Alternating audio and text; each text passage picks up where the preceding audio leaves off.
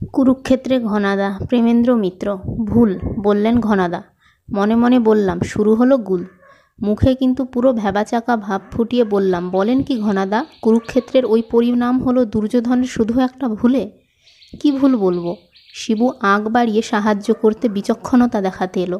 যুদ্ধের তারিখটা আরও একটু পিছিয়ে না দেওয়া?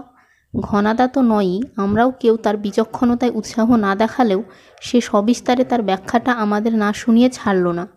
এই যেমন আমাদের ইলেকশনে হয়, বেশ জাঁকিয়ে যারা গদিতে বসে আছে তারা ভাবে তাড়াতাড়ি ইলেকশন করালে নতুন উটকো দল জোগাড় যন্তর করে লড়বার জন্য তৈরি হবার সময়ই পাবে না। দখলদার দলই ফাঁকা মাঠে লাঠি ঘুরিয়ে বাজিমাত করবে, কিন্তু সেইখানেই হয় ঠিকই ভুল। দুর্যোধন ভেবেছিল তাড়াতাড়ি যুদ্ধটা আরম্ভ করিয়ে দিলে পাণ্ডবরা কৌরবদের মতো সৈন্য জোগাড় করতে পারবে না।